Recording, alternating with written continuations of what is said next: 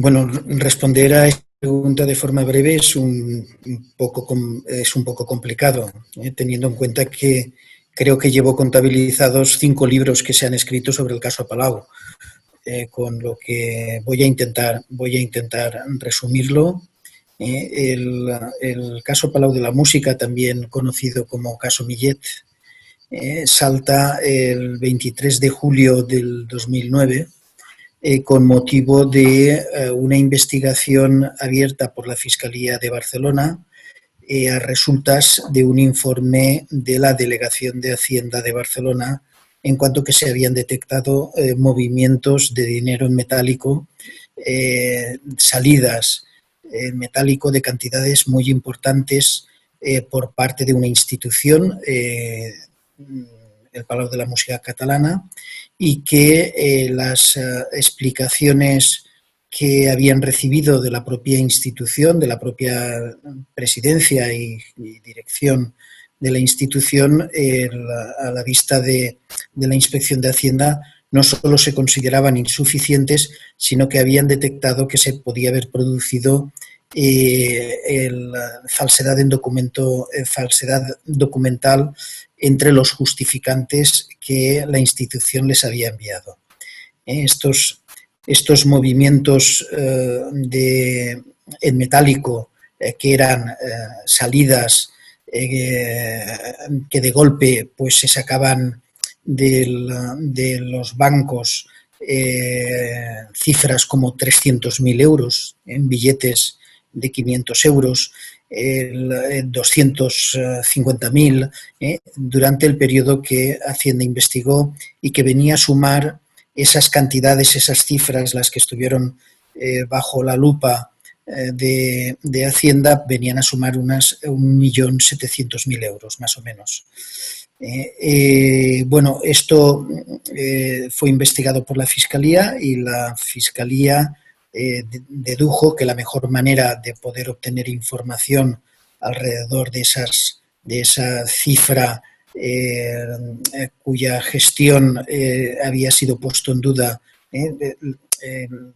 cuya gestión, diríamos, legal, regular, ¿no?,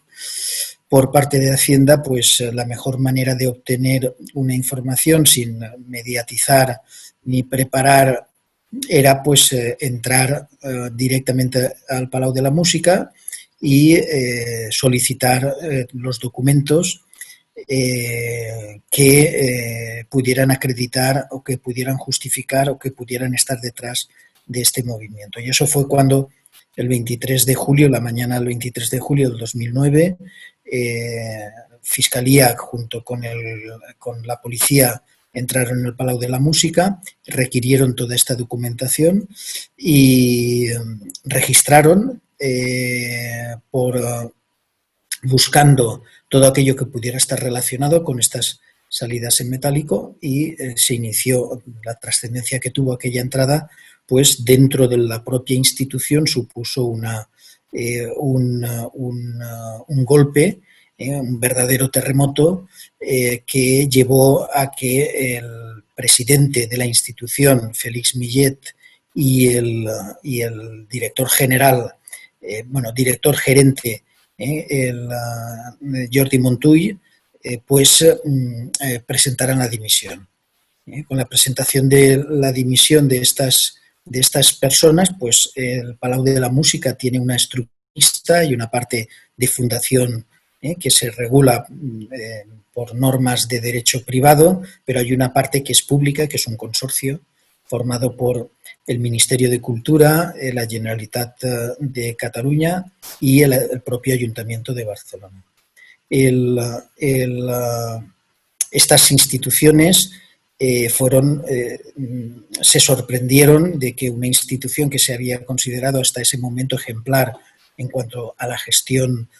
cultural, hubiera ocurrido esto. Esto las llevó a plantear que lo que había sido una posición bastante pasiva por parte de estas administraciones hasta ese momento, porque la confianza que tenían los gestores por parte de las administraciones consorciadas era absoluta, pues se plantearan el intervenir y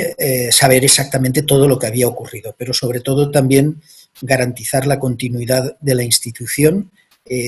por la importancia que la misma tenía y por el simbolismo que como pues, institución cultural más antigua de la ciudad de Barcelona, el origen del Palau de la Música está en el siglo XIX, pues garantizar la continuidad y establecer pues las medidas que fueran necesarias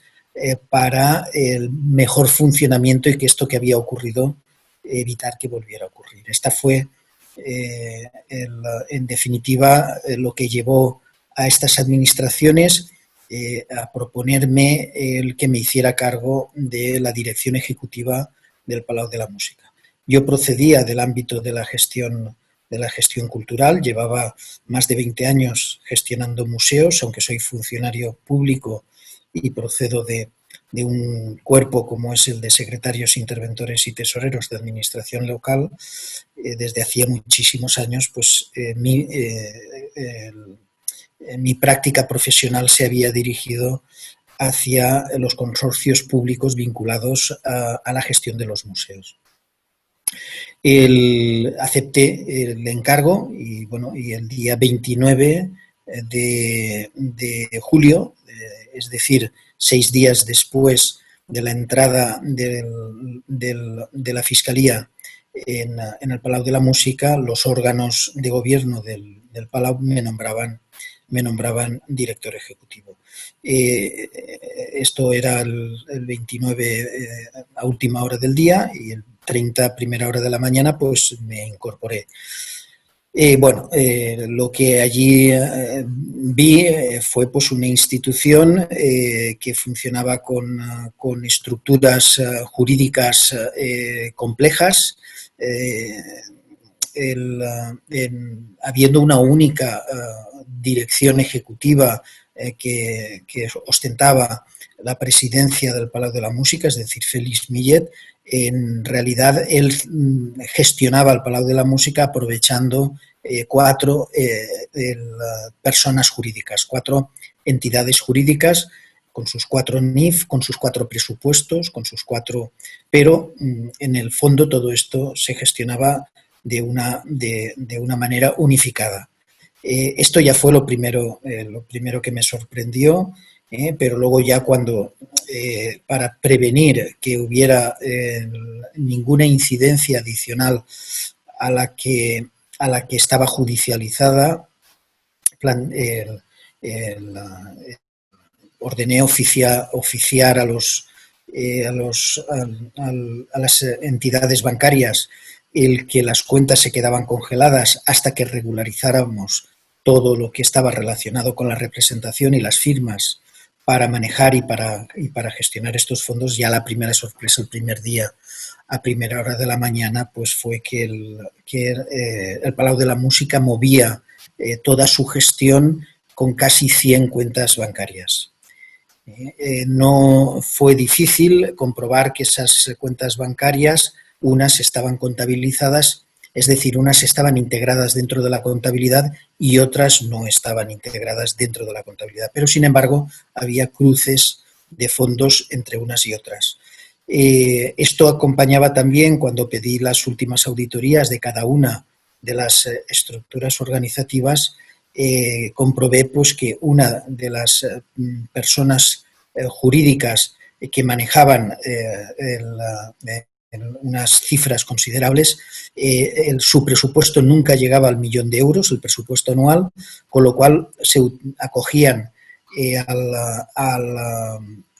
a los preceptos de la ley de fundaciones y de asociaciones, que no hace obligatorio la auditoría para entidades que no superan esas cifras a nivel de presupuesto anual. La cuestión está en que todo esto, en un principio, mi idea no era investigar, ni mi idea no era entrar en aquello que el juzgado estaba llevando a cabo.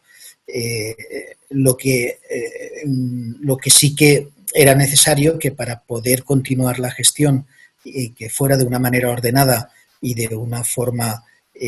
ajustada a las normativas legales, pues era necesario conocer toda esta situación de antemano. El hecho también de determinados movimientos extraños que se produjeron dentro del Palau de la Música, pues vi que había personas dentro todavía que no eran Félix Millet ni eran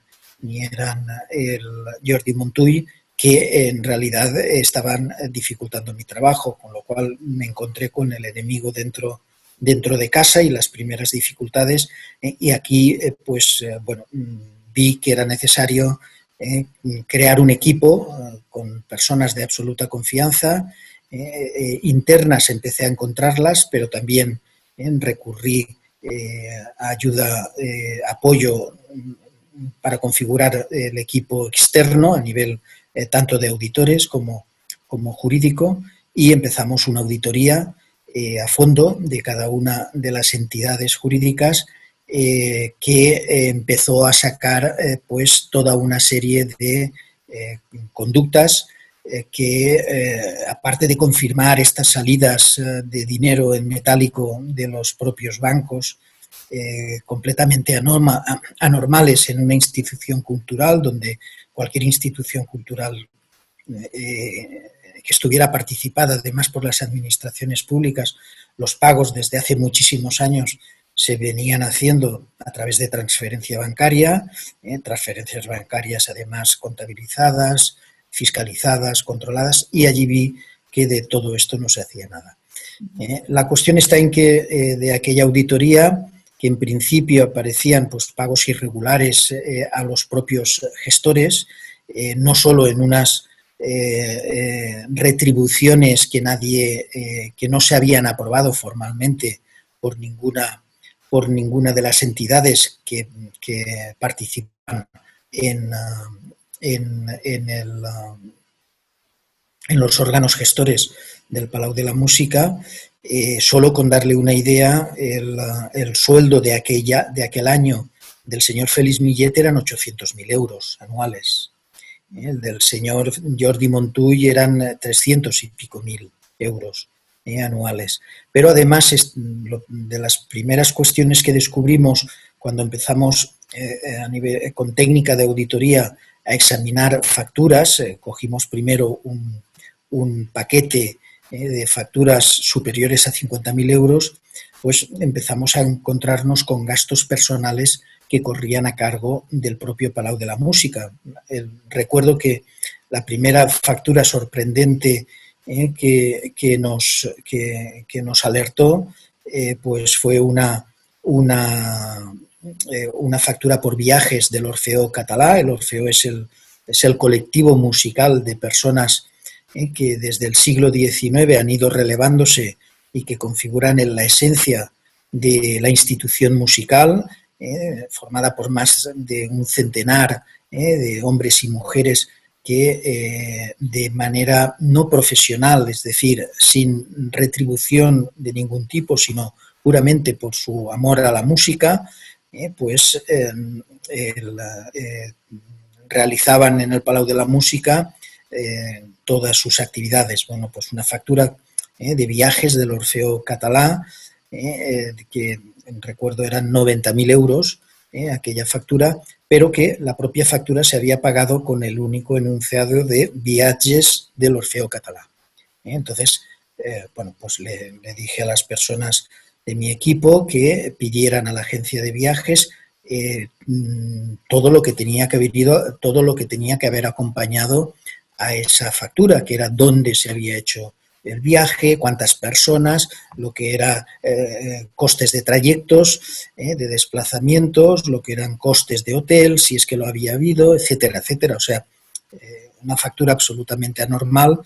pues el comprobar, y si era correcto, pues que regularizaban la factura de la manera como debía de haberse pagado. La agencia de viajes nos sorprendió porque en aquella época trabajábamos todavía con fax, y por el fax empezaron a aparecer los justificantes, y los justificantes era pues un viaje de las familias Millet y de Montull. Como luego aparecieron más viajes, si recuerdo, a lo mejor si era sí, creo que era el viaje a la Polinesia,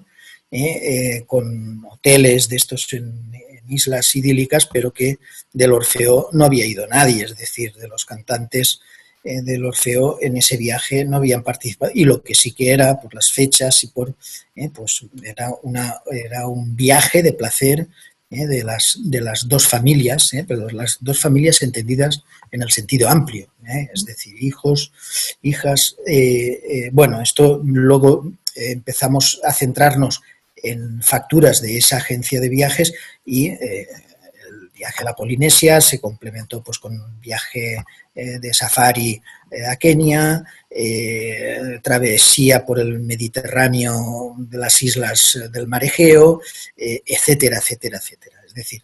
y luego detectamos también una serie de facturas a empresas por gestiones genéricas de planificación musical del Palau de la Música, asesoramiento escenográfico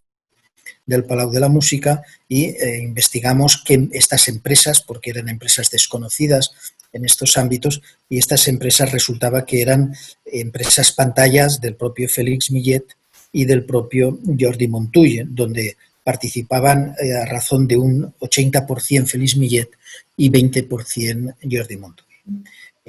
Bueno, esto se reprodujo con toda una serie de facturas, y hasta ahí pues lo que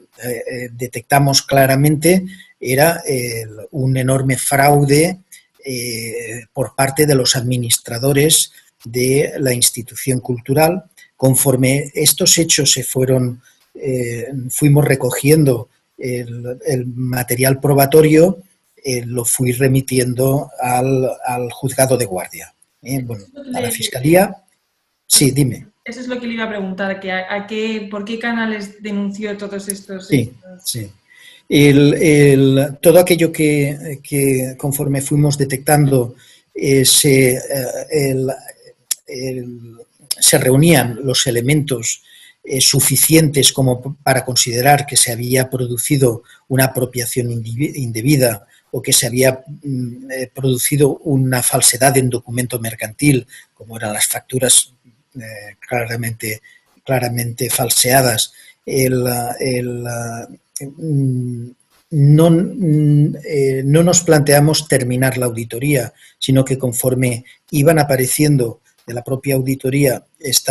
toda esta documentación, empezamos a remitirla al juzgado que instruía el caso y a la propia fiscalía. De manera que se produjo un flujo continuo de documentos que fueron incrementando el volumen de lo defraudado. En el cálculo nuestro, un año después, cuando terminamos completamente las auditorías, lo habíamos calculado en 35 millones de euros. Esta relación entre la tarea de conocer a fondo la gestión económica y detectar las conductas ilícitas, las conductas penalmente punibles, llegó un momento en que el foco que estaba puesto en los dos gestores, comenzamos a ver también otros operadores extraños a la propia gestión del Palau de la Música. Aparecieron una serie de convenios entre el Palau de la Música y una fundación, la Fundación de Convergencia, de Convergencia Democrática de Cataluña, donde esta fundación recibía dinero del Palau de la Música con el compromiso de destinarlo a actividades musicales.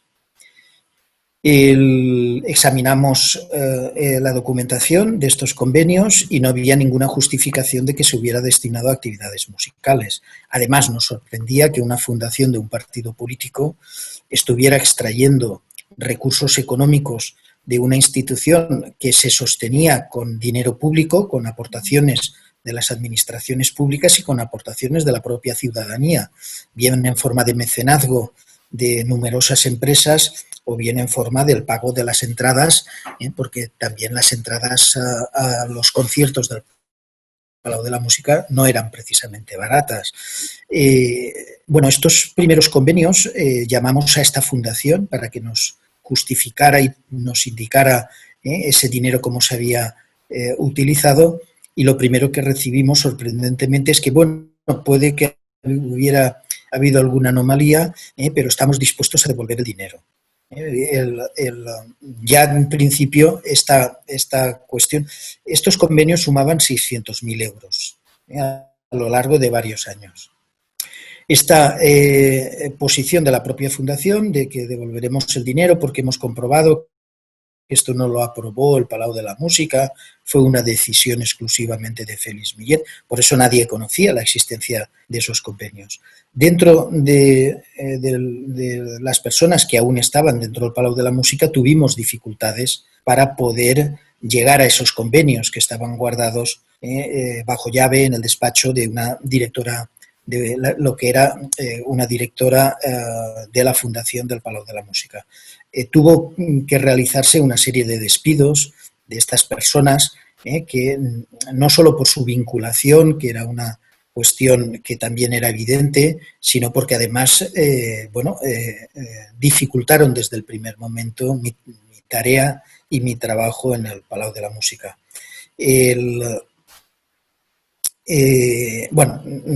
Estos convenios directamente relacionados con un partido político se pretendieron frenar lo que luego vimos que había más. Y entre los pagos que encontramos que no había manera de que se justificaran cómo se habían hecho, el motivo legal por el cual se habían hecho, nos encontramos con facturas, pues recuerdo, facturas pues de más de 100.000 euros, cuyo único concepto que aparecía era el de mailings. Yo, como gestor de instituciones culturales, pues había un mailing en Barcelona, puesto que hasta entonces había sido gerente del Museo Nacional de Arte de Cataluña, pues el museo que hasta ese momento gerencié, pues hacía mailings a todos los colegios, a los 5.000 colegios de Cataluña al principio de curso para ofrecer las actividades culturales del propio museo, y recuerdo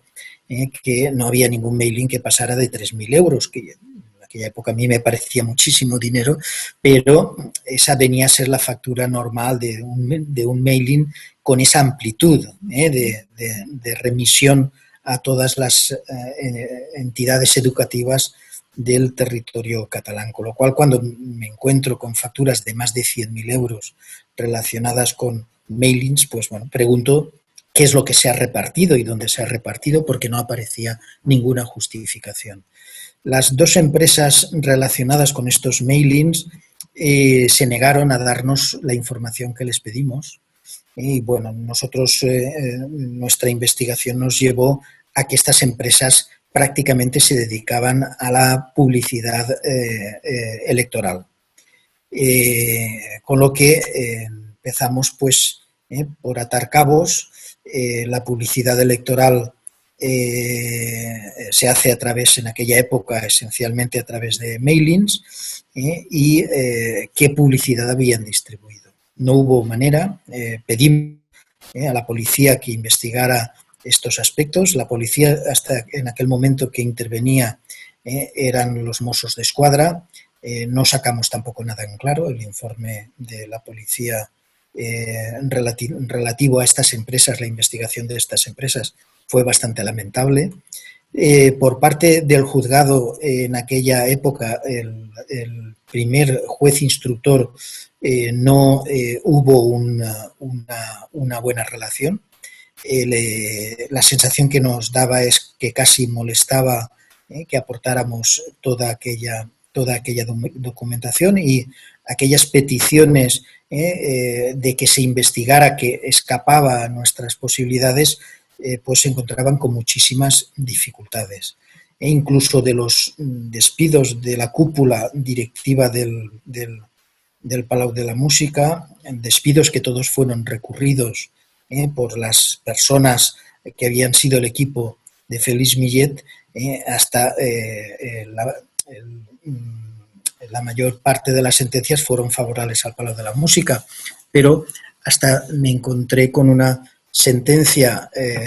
desfavorable al Palau, declarando el despido improcedente, pues, de una hija de Félix Millet, de las que luego apareció facturas de su casamiento, todo a cargo del Palau de la Música, utilizando el Palau de la Música, y que en el interín que hubo entre la entrada de la Fiscalía y mi llegada y mi toma de posesión,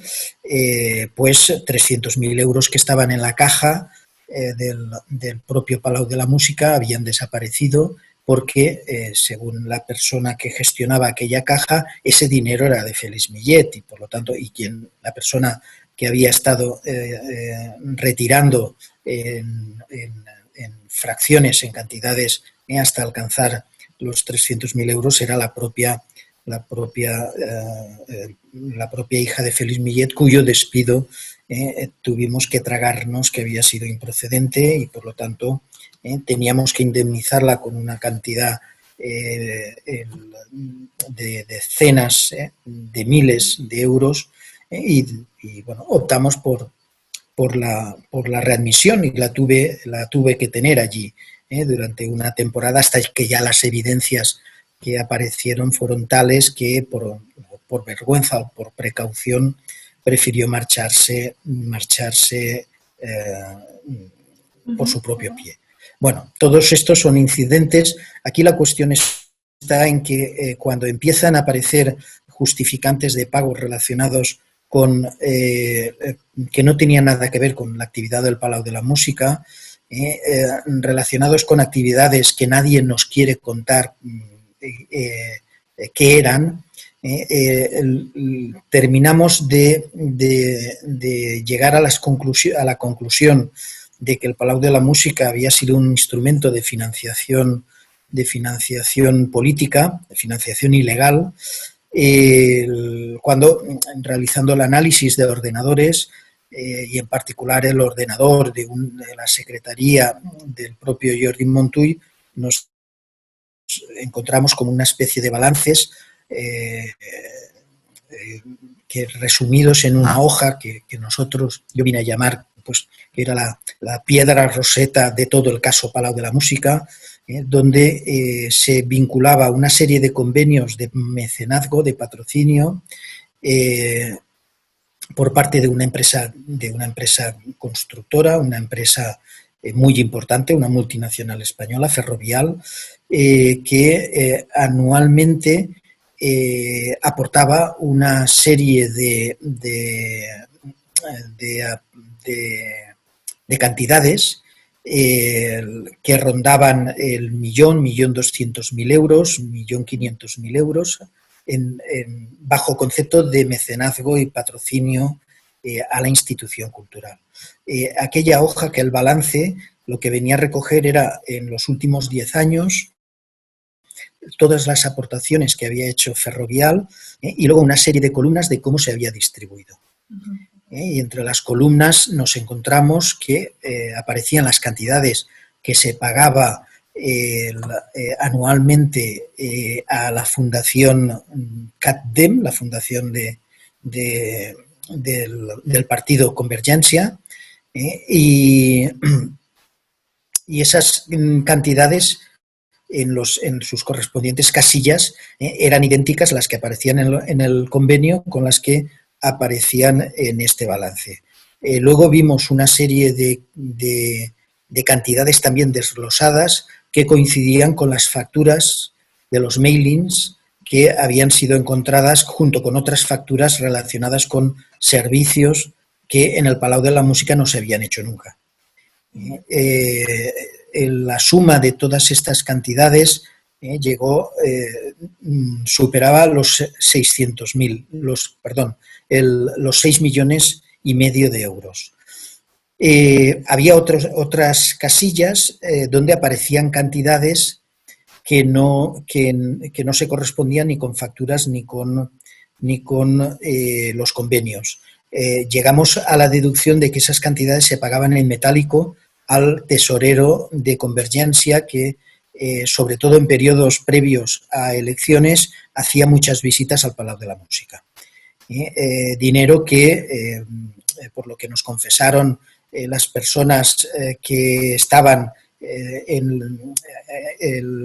eran administrativas en el área de dirección de presidencia, cuando llegaba el tesorero solía salir con bolsas del Corte Inglés con el dinero que había salido antes de esa caja fuerte que se había nutrido de estas salidas en metálico de los bancos. Es decir, empezamos a encajar como una especie de puzzle las salidas que teníamos identificadas de las cuentas bancarias en metálico, con las visitas que localizamos a través de las agendas y otros elementos de prueba que fuimos. Mientras dirigí la investigación que afectaba a la apropiación indebida, al beneficio, al enriquecimiento de estos dos personajes y sus familias, Félix Millet y Jordi Montull, me encontré que, excepto que en el juzgado de instrucción las cosas no rulaban como debían de rular, pero me encontré bastante cómodo y muy apoyado.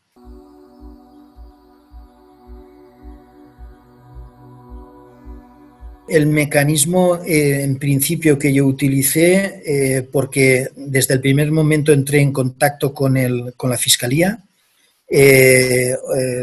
con una predisposición por parte de la Fiscalía de apoyo total, con una serie de intercambios de información del que nació una confianza y un apoyo que luego tuvo que ser apoyo mutuo, porque la Fiscalía también tuvo problemas, no solo empecé a tener yo problemas, sino que la propia Fiscalía también se encontró con problemas frente al juzgado instructor que tramitaba lentamente o no tramitaba toda una serie de peticiones que iban saliendo conforme yo aportaba información. En un principio consideré que el canal para entregar la información y la documentación que íbamos encontrando era la Fiscalía, hasta que llegó un requerimiento del propio juzgado de instrucción prohibiéndome comunicarme con la Fiscalía y que lo llevara todo al juzgado de instrucción. A partir de ese momento se iban entregando las remesas de facturas falseadas, de convenios que escondían presuntos fraudes y corrupción. Lo empecé a entregar directamente al juzgado de instrucción, pero nada legalmente me impedía que una copia la siguiera entregando a la Fiscalía. La cuestión aquí estuvo ya en que yo empiezo a ver movimientos que pretendían sobre el eufemismo de, bueno, ya, oye, la investigación ya está hecha, ya hay que pasar página, hay que dejar de escarbar y de mover papeles y de todo esto, porque lo que hemos de centrarnos es sobre todo en el funcionamiento del Palau de la Música, cosa que en ningún momento se había abandonado porque el Palau de la Música abrió el 1 de septiembre, tal como estaba previsto, haciendo sus conciertos y ya además del equipo que configuré a nivel de auditoría, también configuré el equipo artístico, rescatando personas muy buenas de dentro del Palau de la Música, entre ellos pues uno de los nietos del fundador del Palau de la Música, que fue el músico Lluís Millet.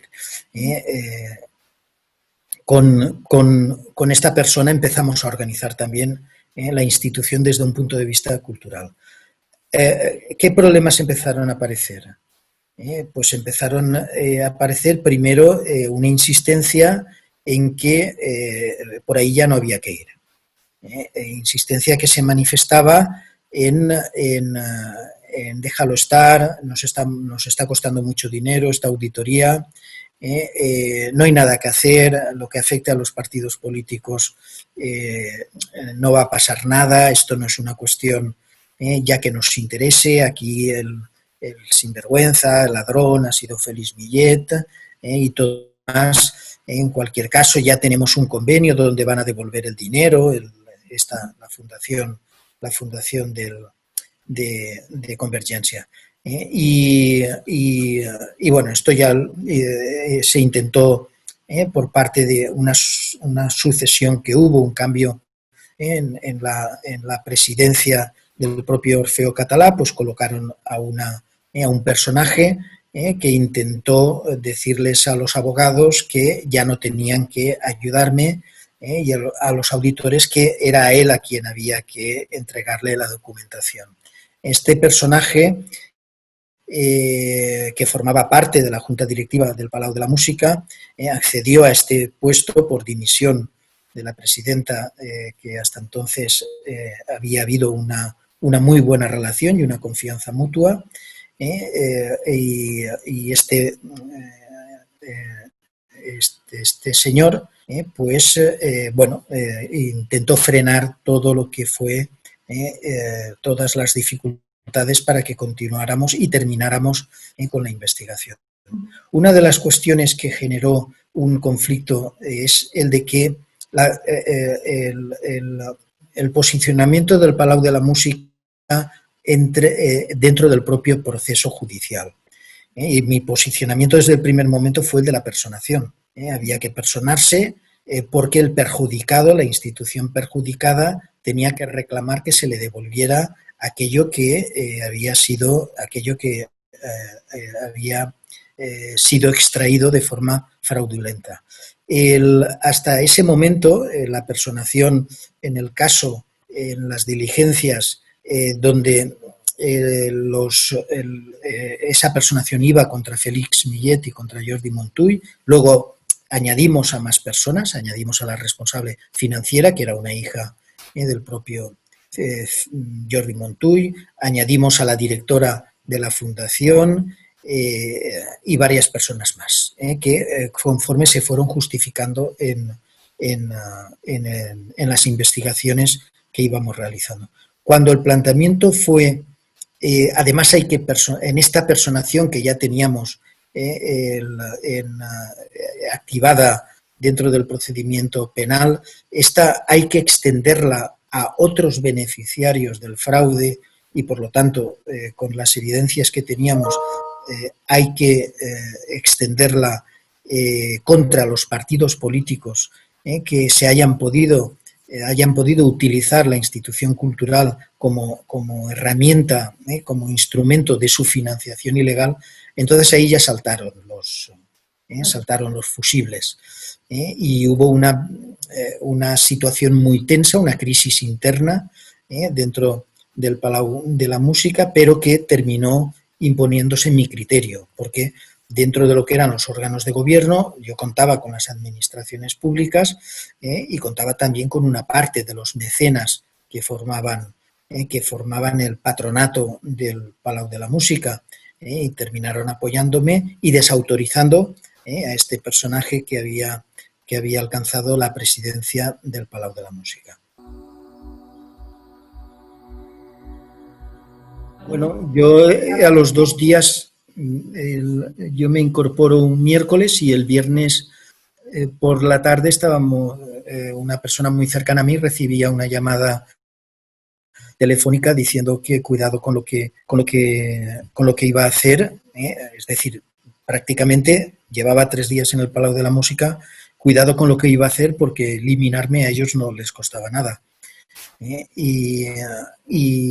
Al mismo tiempo que yo recibía esa llamada, también la recibía la presidenta, advirtiéndole que llevara cuidado porque su familia era fácilmente vulnerable. Es decir, sobre la base de estas amenazas que yo trasladé a la policía, pues se consideró que, bueno, que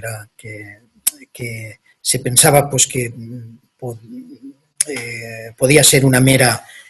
amenaza, pero sin que fuera a traducirse, ¿no?, en una acción. Pero bueno, se pensó que era mejor tomar precauciones, y desde el día siguiente que se produjeron estas llamadas, pues tuvimos protección tanto la presidenta como yo mismo, protección que llevé hasta el día que entregué las auditorías finalizadas en el juzgado. Pensé que eso era lo que intentaban impedir y que, bueno, una vez entregado esto, pues ya lo que, aparte de que es bastante incómodo, pues ir todo el día con protección. Esta sí que fue una situación totalmente inesperada por mi parte, desagradable e inaudita en una institución cultural de la naturaleza del Palau, pues tener que tomar esta serie de medidas.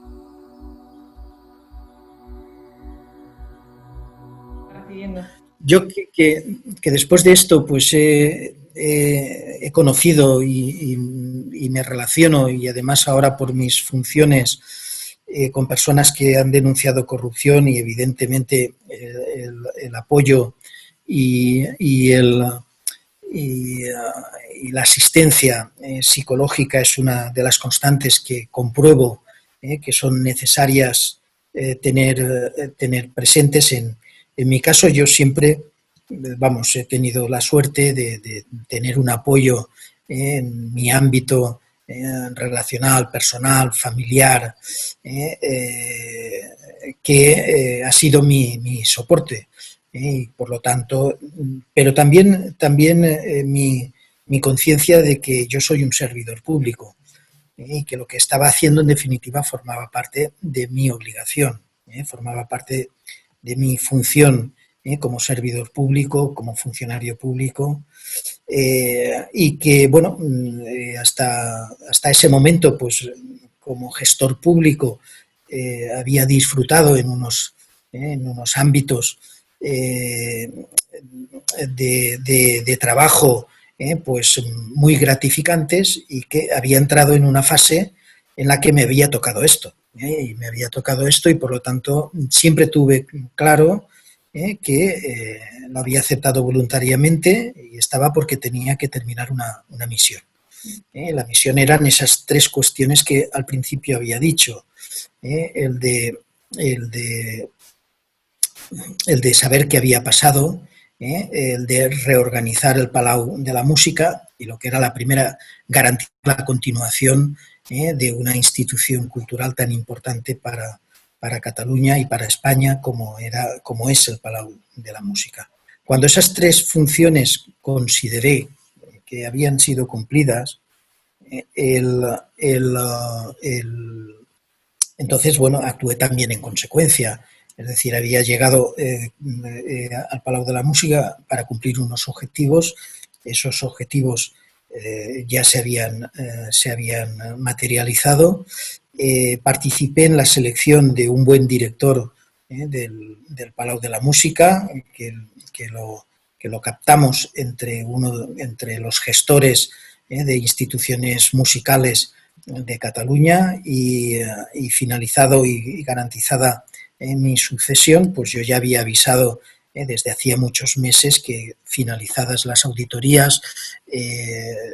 finalizado el proceso de selección de un director para el Palau, pues que yo me volvería a mis tareas como servidor público. Esto además coincidió en que en Cataluña hubo elecciones, estoy hablando de finales del 2010, y esas elecciones, paradójicamente, y a pesar de todo lo que del caso Palau de la Música surgió,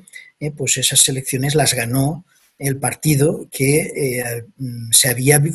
financiado fraudulentamente, de forma corrupta, a través del Palau de la Música. Paradojas de cómo el problema de la corrupción es algo que no está asumido por buena parte de la población como un fenómeno que destruye la propia democracia, que debilita, que perjudica las arcas públicas porque desvía dinero de donde debía de realmente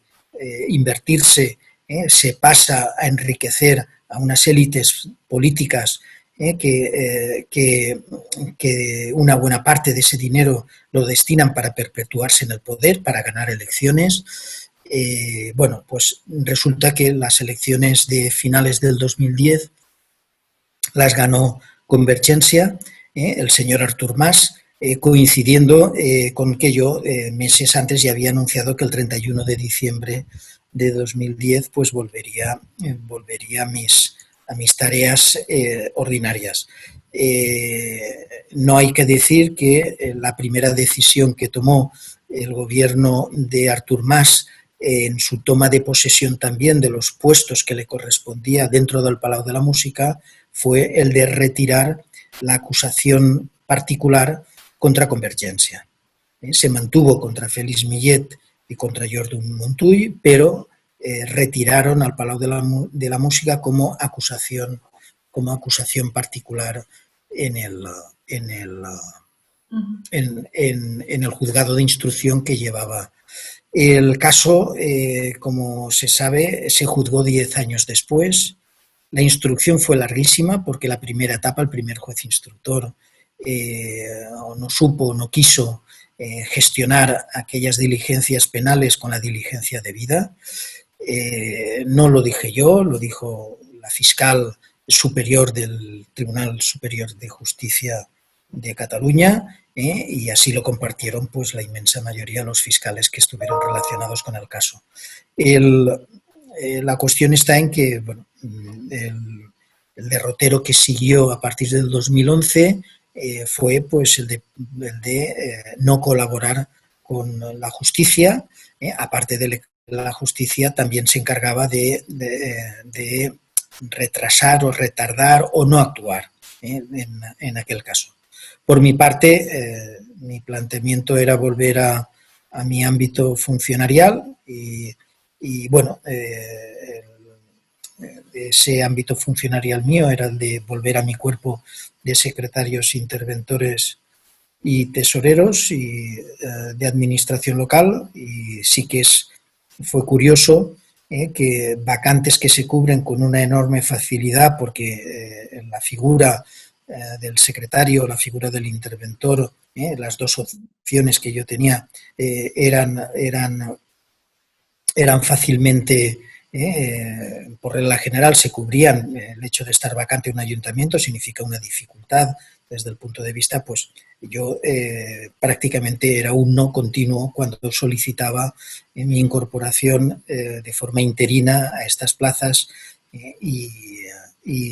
remitiéndome a cuando el concurso y donde se te destine. Bueno, sí he de decir que vi que mi actuación en el Palau de la Música, destapando toda la corrupción que allí había, tuvo consecuencias, pues fue precisamente en esta dificultad para poder incorporarme de forma mediante nombramiento provisional a un cuerpo en el cual desde principios de los 80 que aprobé las oposiciones yo pertenecía.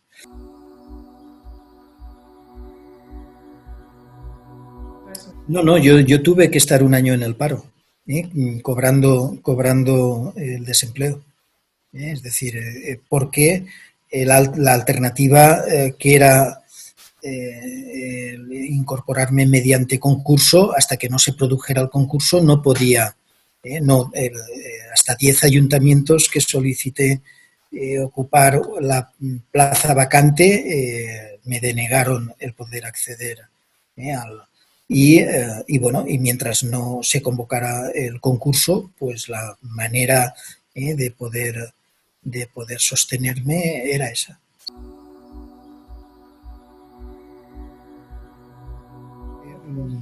Aparte de que mi formación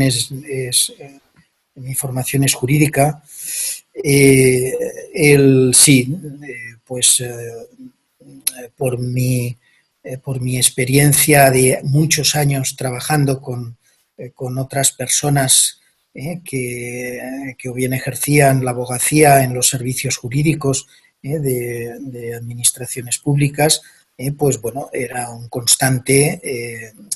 ante las dudas. Tienes esta enorme suerte de tener una red de compañeros y compañeras que se ofrecen para poder ayudar. En este sentido nunca tuve yo ese problema, pero sí, eso entronca, la pregunta entronca en que las personas que denuncian corrupción muchas veces no conocen el alcance jurídico de de aquellas decisiones que toman y tampoco conocen el marco jurídico en el que se les sitúa su condición de testigo o de denunciante. Yo en este aspecto no he tenido ningún problema, es decir, que jurídicamente yo soy autosuficiente. Lo que ocurre es que siempre en estos aspectos es bueno contrastar con otras opiniones, sobre todo si tienes personas de la suficiente confianza y el suficiente vínculo para hacerlo. A mí hubo una persona, una abogada de la Generalitat de Cataluña, que estuvo siempre a mi lado y que me ayudó muchísimo en las situaciones, porque dentro del mundo del derecho son muchos los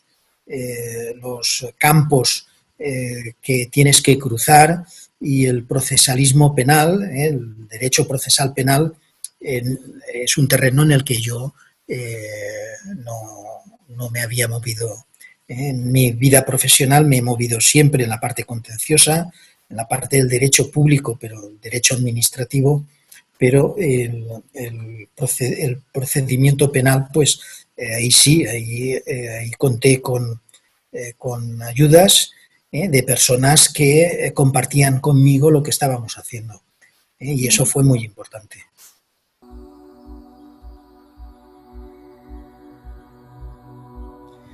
El quebranto económico, yo no puedo decir que me supusiera un quebranto económico porque mi retribución era una retribución,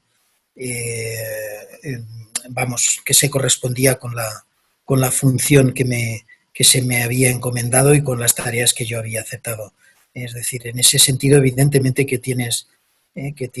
más gastos, pues porque si solo vas a casa a dormir, pues prácticamente eso significa pues que estás comiendo en el trabajo, en los lugares cercanos al trabajo. Sí, pero eso yo siempre lo consideré que estaba debidamente compensado con la retribución que recibía. Evidentemente no hice ni pasó por mi cabeza pues repetir acciones que de alguna manera en el Palau lo hubieran considerado normal, ¿no? Que ir al mejor restaurante de los que estaban en los alrededores del Palau de la Música y la factura que la pasaran al Palau, cosa que era lo que hacía habitualmente Félix Millet, Jordi Montú y compañía. Sí, pero nunca lo he considerado. Ahora, muchos denunciantes, los casos que conozco, pues entre lo que se encuentran es que, bueno, pues por el primer sitio donde se les intenta castigar, pues es el quitándoles complementos, reduciendo su retribución,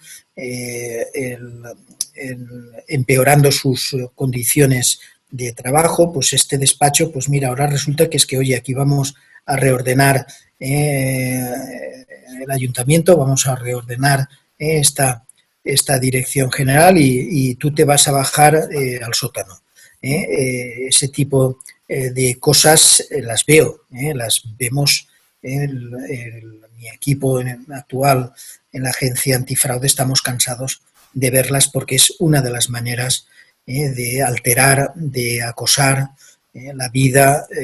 de las personas que no han aceptado mirar hacia otro lado o que no han aceptado dejarse conducir por la inercia de que esto se ha hecho toda la vida, a ti qué más te da, etcétera, etcétera. Porque, en definitiva, las personas que miran hacia otro lado o que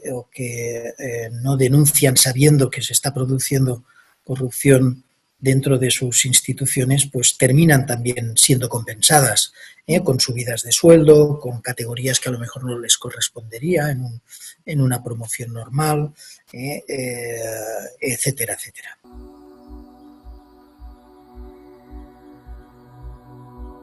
Sí, no, la confidencialidad, yo tampoco la yo no podía estar investigando, dirigir una institución como el Palau de la Música con 150 trabajadores, estar auditando, estar entregando en el juzgado todas las pruebas de un fraude de 35 millones de euros y a la vez estar planteando que sobre mí hubiera un anonimato, hubiera una confidencialidad. Lo lógico es que si esto desde dentro se hubiera denunciado, en el momento en que estos señores tenían todo el poder, el poder político, el poder legal, para hacer y deshacer como hacían en el Palau de la Música, pues si alguna persona de dentro hubiera querido filtrar, denunciar o alertar sobre lo que estaba ocurriendo dentro del Palau de la Música, que hubiera habido unos mecanismos de protección que en aquel momento no existían. No lo sabía. Yo estuve 1 año y medio en el Palau de la Música y tuve oportunidad de conocer muy de cerca al personal que estaba allí. Y allí había personas muy buenas, o sea, gente profesionales muy buenos que cuando decías, hombre, y todo esto, no veíais cosas raras. Y bueno, el argumento del personal de base, del personal técnico del propio Palau de la Música, decían, es que no solo lo veíamos nosotros, esto lo veía mucha gente y a este señor no hacía más que darle medallas, no hacía más que darle honores. Claro, ¿qué hacíamos? ¿Qué hace cualquiera de nosotros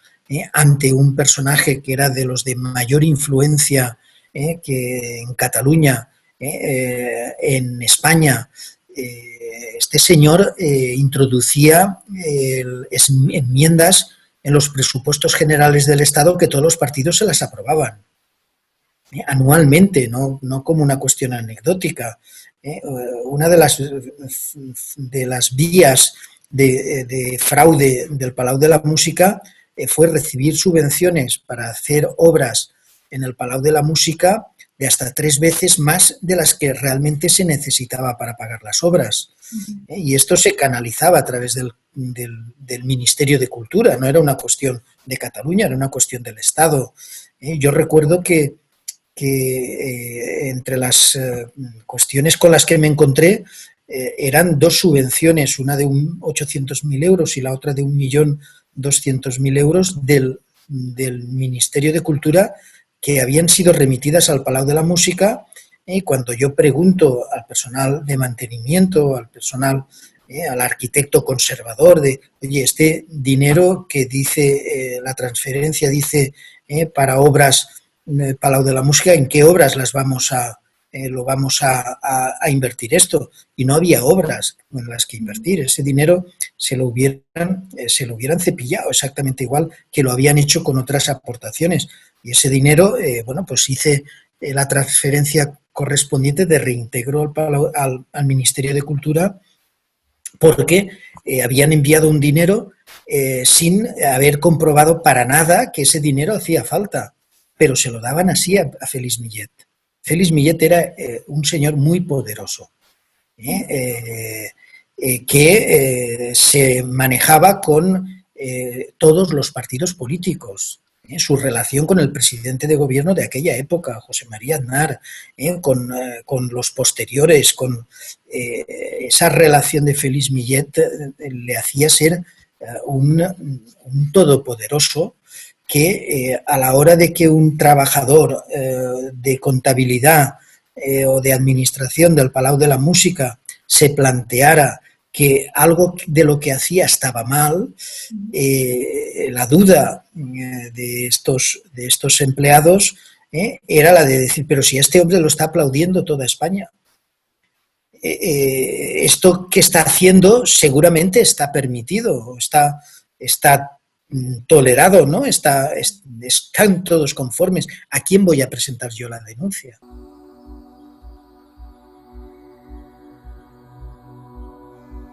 Las agencias antifraude son administración, somos instituciones públicas.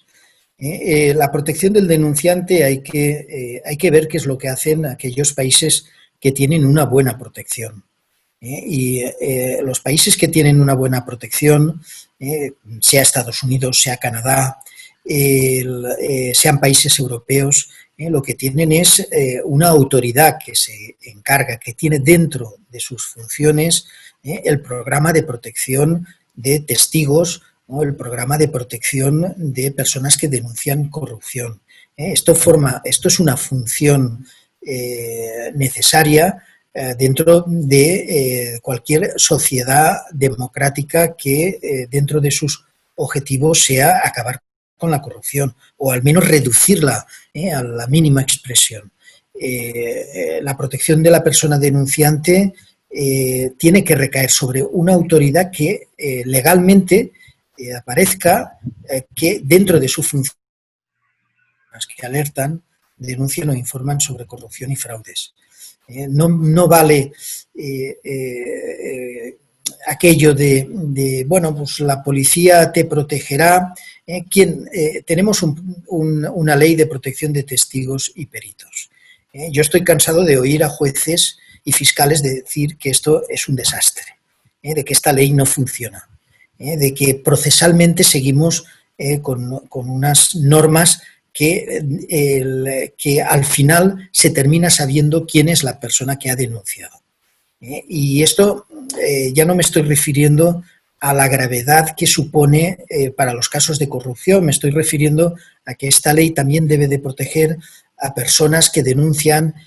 tráfico de drogas, que denuncian prostitución y tráfico de personas en el ámbito de la corrupción, que denuncian blanqueo de capitales que muchas veces están vinculados a estos hechos de tráfico de armas, tráfico de drogas, tráfico de personas, donde sabemos cómo se las gastan, donde sabemos que por regla general las personas que son víctimas de estos procesos pues son muy vulnerables. Y confesado por la propia judicatura, es imposible guardar el anonimato de estas personas, es posible mientras dura la investigación, pero en el juicio van a tener que comparecer. Y las defensas, los abogados de la defensa van a estar en su derecho de pedir nombre y apellidos de estas personas. Me contaba un juez que en un caso de trata de personas, de prostitución,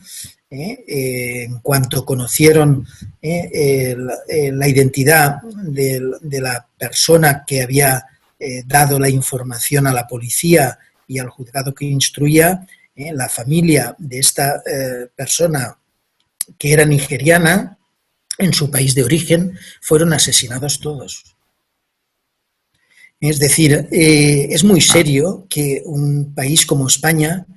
donde presumimos tanto de democracia avanzada, de constitución, que se haya incumplido reiteradamente la Convención de Naciones Unidas del 2003 y que España ratificó en el 2006.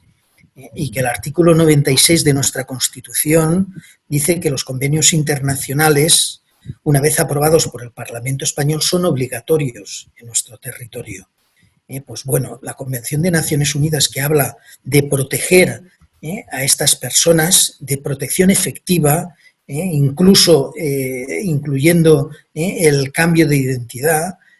como hacen otros países de los que deberíamos de tomar ejemplo. Esto aquí en España no ocurre. Pero no ocurre porque además no quieren que ocurra, porque los medios los tenemos.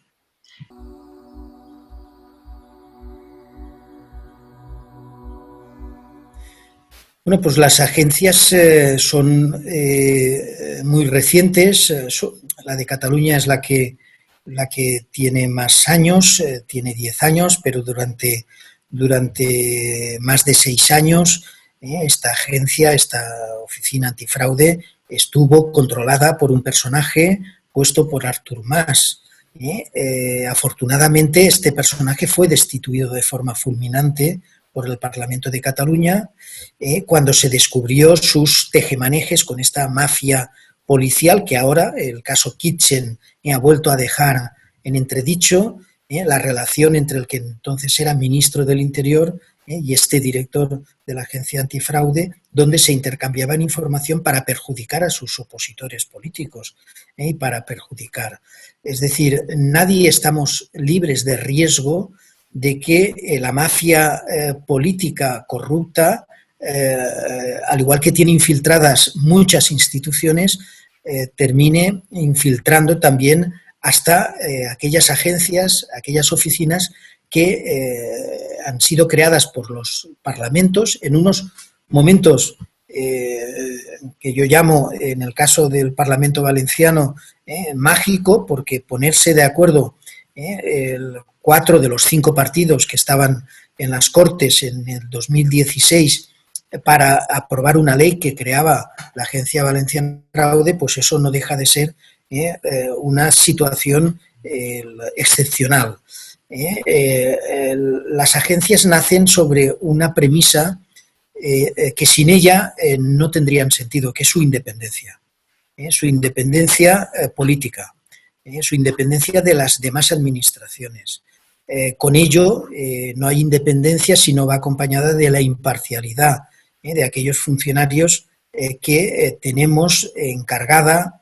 por el Parlamento la función de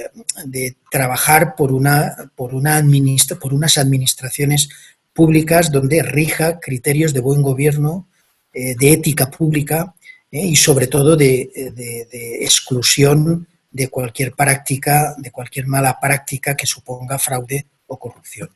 Entonces, las agencias, la de Baleares es de prácticamente el mismo año, tenemos 3 años de vida, Baleares y nosotros, con prácticamente un poco más desde que se puede dar el vuelco en la oficina antifraude de Cataluña, con un nuevo director alejado de todo lo que fue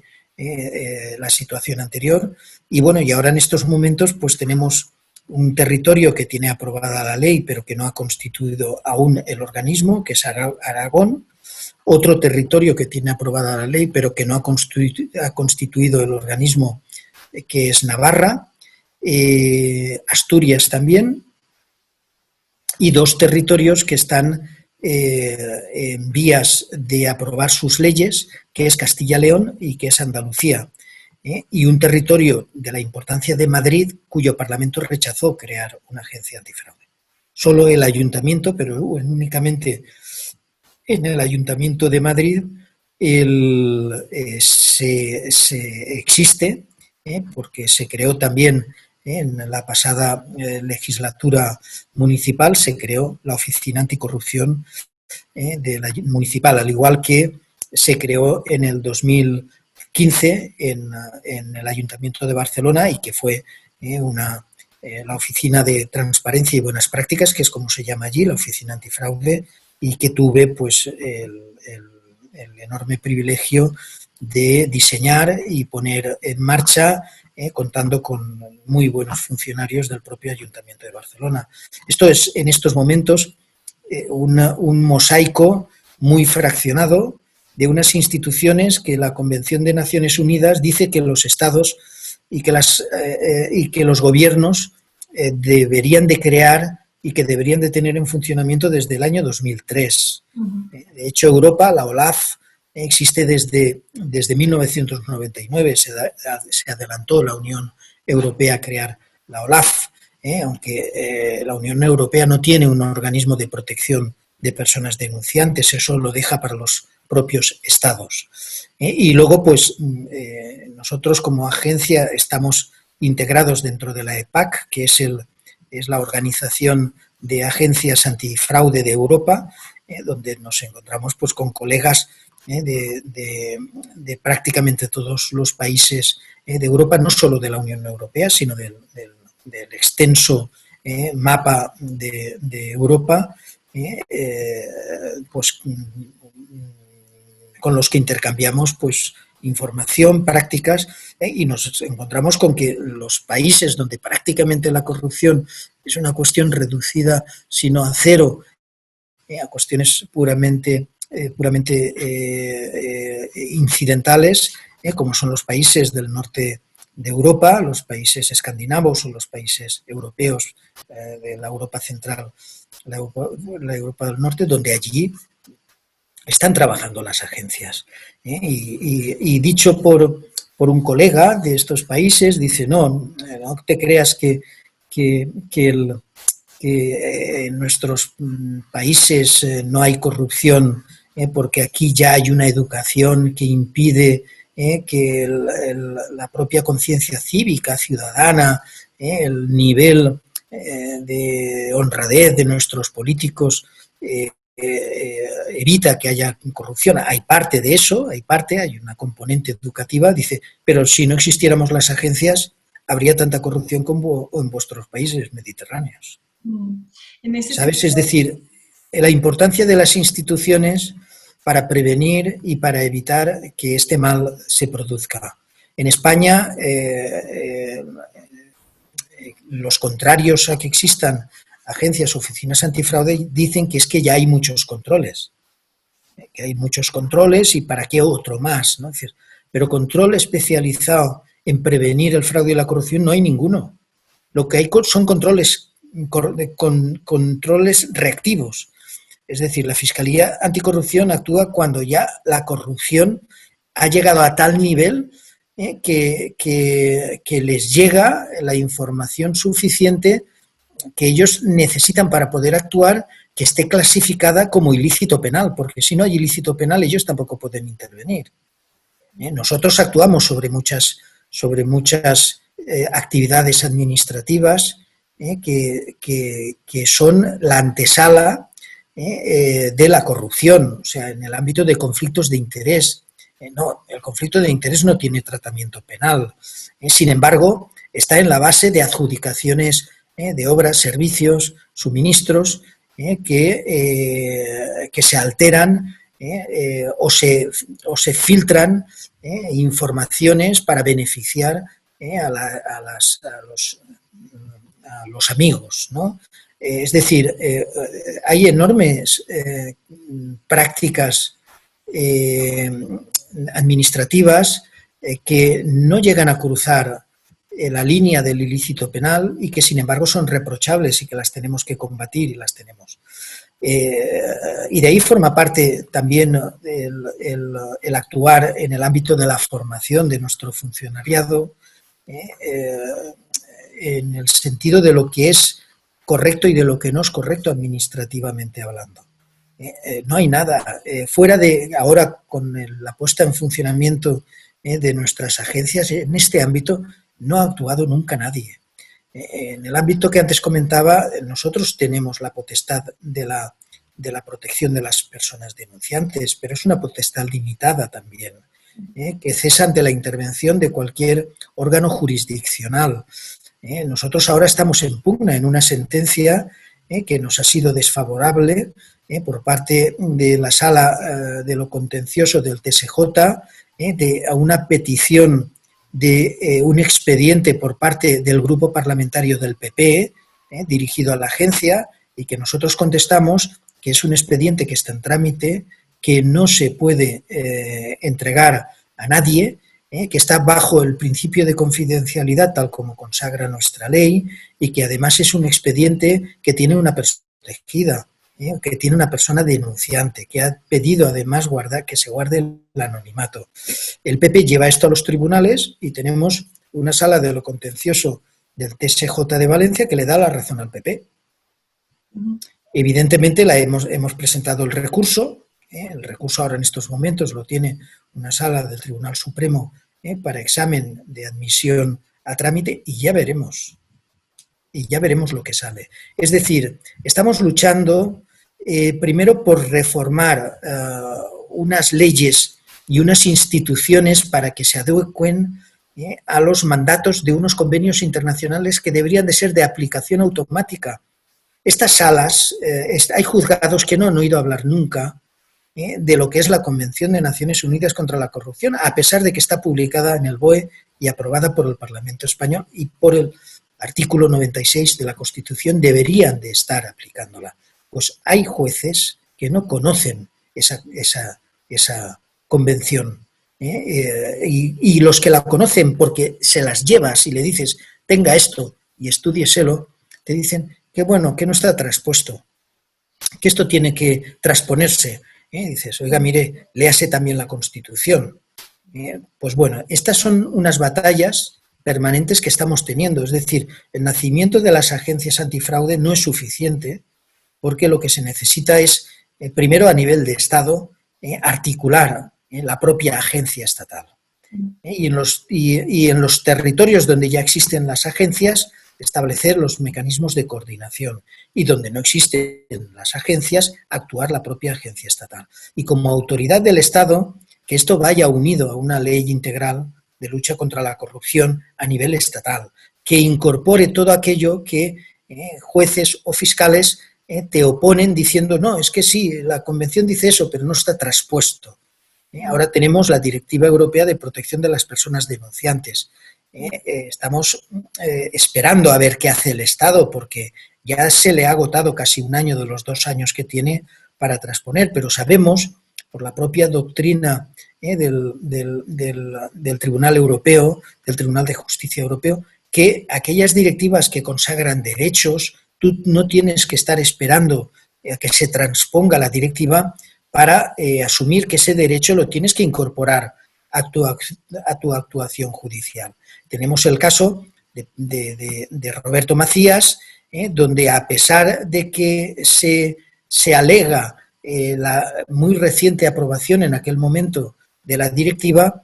se llega a la conclusión y se le sentencia, entre otras cosas, con el alegato de la juez sentenciadora de que la directiva no había entrado en vigor en España. Oiga, la directiva no ha sido traspuesta. ¿Qué es eso de que no ha entrado en vigor? Está en vigor en España. Otra cosa es que hay un condicionante, que es que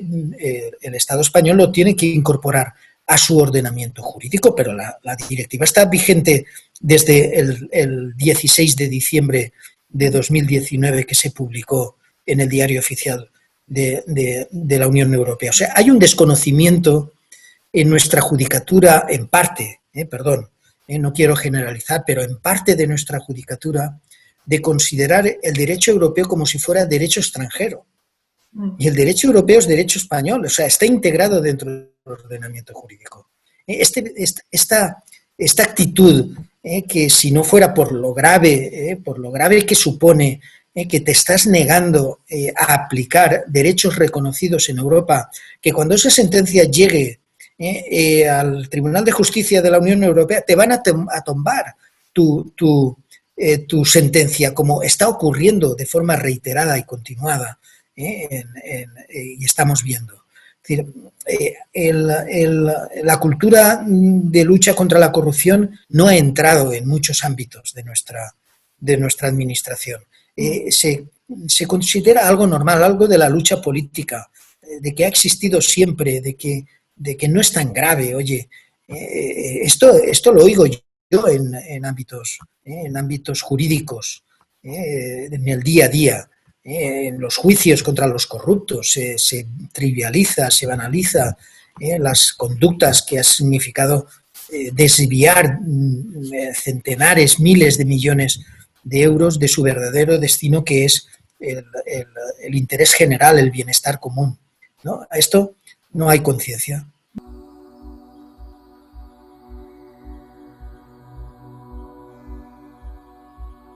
Bueno, que no hagan como en otras transposiciones, que ha sido la pura mecánica, sin crear luego instituciones bien dotadas para poder desarrollar esos preceptos legales. Es decir, vuelvo a lo mismo, la ley de protección de testigos y peritos del año 95 no sirve para nada porque no has creado los organismos potentes, económicamente dotados, a nivel de personal que se encargue de esas protecciones efectivas. Por lo tanto, que escuchen a aquellos que estamos en esta batalla, que escuchen a las asociaciones de personas que han denunciado corrupción, que ya existen, estos colectivos, que escuchen a la ciudadanía que está organizada en forma de asociaciones, en forma de fundaciones, como la propia Fundación Hay Derecho, o aquí en Valencia, la Acción Cívica contra la Corrupción, o también la Fundación por el Derecho. Hay instituciones que llevan muchísimos años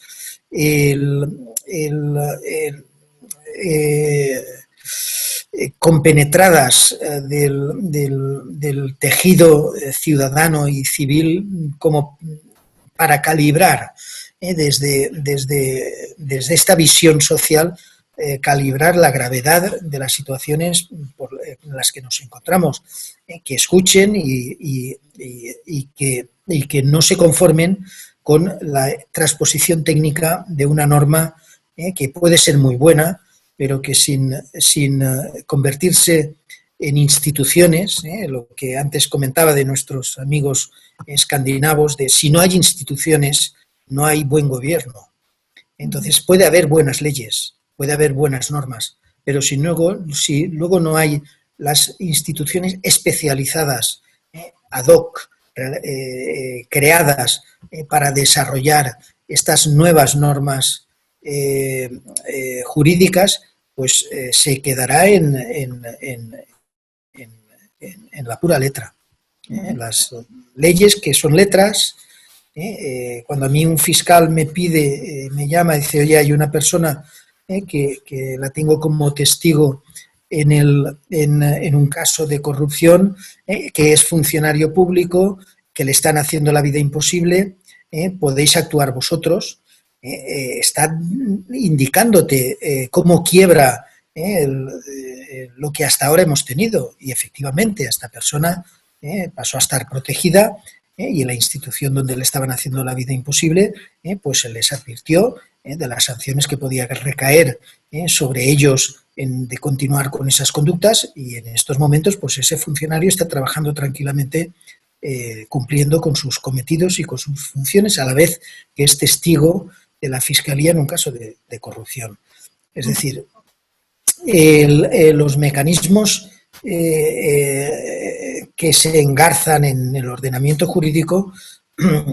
hay que crearlos y hay que dotarlos y hay que construirlos a conciencia de lo que queremos conseguir.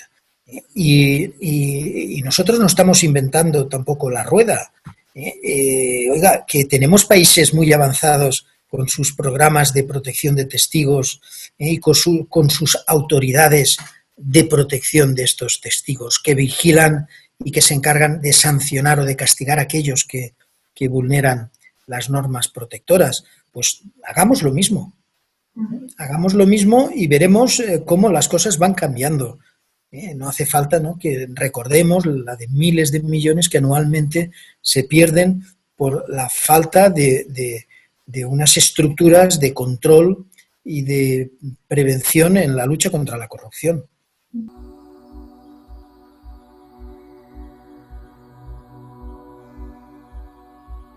Yo le recomendaría que utilizara los canales seguros que guarden su confidencialidad. Es decir, que no se expusiera. La mejor manera de defenderse una persona de lo que le pueda ocurrir por denunciar corrupción o cualquiera otra de las actividades criminales que solo se pueden destapar si desde las personas que lo conocen de cerca, que lo viven, se deciden a a denunciar, a esta persona lo que le diría es que denunciara, evidentemente, que denunciara garantizándose su anonimato. De ahí nosotros en la agencia tenemos este canal que permite que la persona que denuncia lo pueda hacer desde su anonimato, con unos mecanismos que nos permite las nuevas tecnologías y el programa en concreto que tenemos instalado en la agencia, en el que podemos hablar y podemos mantener continuamente un contacto sin que en la agencia sepamos esa persona quién es. Porque es imposible, a través de este programa, es imposible conocer la identidad de la persona con la que estamos hablando. Esta tranquilidad para la persona que denuncia le permite entregar toda la documentación y dar toda la información sobre aquellos hechos que está viendo directamente. Por lo tanto, si construimos sistemas y mecanismos de canales de denuncias seguros que además permiten, si así lo decide el denunciante, guardar el anonimato, nuestro canal te da las dos opciones, te puedes identificar o puedes elegir la parte del programa que te permite ser denunciante anónimo. Bueno, pues si construimos estos canales, yo lo que sí que le recomiendo a cualquier persona que denuncia es que conserve su anonimato o al menos que le garanticen la confidencialidad de la información que va a pasar. Porque no solo es la información que puede tener el denunciante, es la información que se puede obtener a partir de la denuncia del informante y que muchas veces, como ocurrió en el Palau de la Música, es mucho más, tiene mayor alcance y más gravedad que lo que en un principio nos ha parecido extraño, nos ha parecido raro, una irregularidad. Luego resulta que detrás hay cosas mucho más graves y la persona que ha puesto en marcha el mecanismo para destapar todo esto puede entrar en una situación de riesgo grave para él, para los suyos. Por lo tanto, la confidencialidad garantizada y si lo puede utilizar el anonimato, mucho mejor. Y esto es lo que debe de contener la transposición de la directiva, garantizar los canales de denuncia, primero internos, si es que es de fiar aquella persona que dentro de la propia institución va a recibir tu alerta, tu información, y si no te fías de que la estructura interna vaya a tener efecto la denuncia, pues entonces el canal externo, y que este canal externo permita, se guíe por estos criterios de confidencialidad, anonimato, y el que es también por parte nuestra asesoramiento jurídico, y tenemos también contemplado en el desarrollo en el que estamos reglamentario de nuestra agencia, poder también ofrecer el asesoramiento o la ayuda o la asistencia en materia psicológica.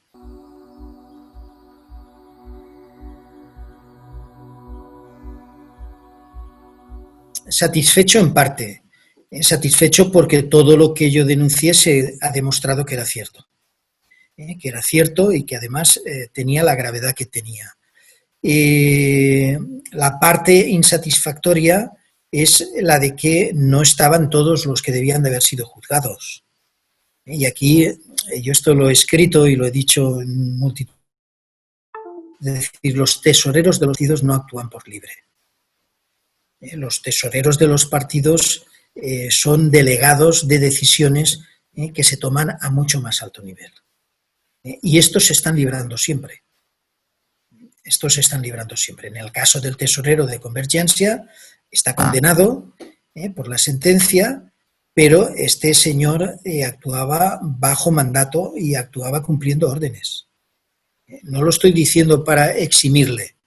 que era bastante mayorcito para saber la gravedad de lo que estaba haciendo, saliendo con bolsas de dinero del Palau de la Música para destinarlas a la financiación ilegal de su partido, o canalizando a empresas facturas falsas. Es tan culpable, pero no es el único culpable, no es el culpable principal. Esto es lo que de la sentencia al Palau de la Música yo he deducido. Luego, bueno, lo que ya estamos cansados de repetir, no se puede tardar 10 años en juzgar un caso que su instrucción prácticamente estaba finalizada a los 2 años de destaparse los hechos. Entonces, esto también es otro de los defectos que tiene nuestra justicia, el de que un caso puede estar durmiendo durante años sin que nadie mueva ni un solo papel, pues porque el orden de preferencias que se establece dentro del enorme cúmulo de trabajo que hay dentro de los juzgados, pues se deja arrinconado este caso. Es decir, conclusiones del caso del Palau de la Música hay muchas, pero entre ellas así y por resumirlas serían estas. Y desde luego, pues el que con la sociedad civil hay que contar para precisamente crear una cultura de prevención y de lucha contra la corrupción. Y al decir sociedad civil digo sus organizaciones y animar a cualquier ciudadano a que cuando ve una anomalía la debe de denunciar, que no es un chivato ni es un delator, que al revés se puede convertir en un colaborador o en un cómplice de hechos delictivos muy graves que perjudican la esencia de nuestra convivencia, porque los recursos públicos al fin y al cabo salen del bolsillo de toda la ciudadanía, y quien los destina a lo que no se deben de destinar, pues está robando a toda la sociedad.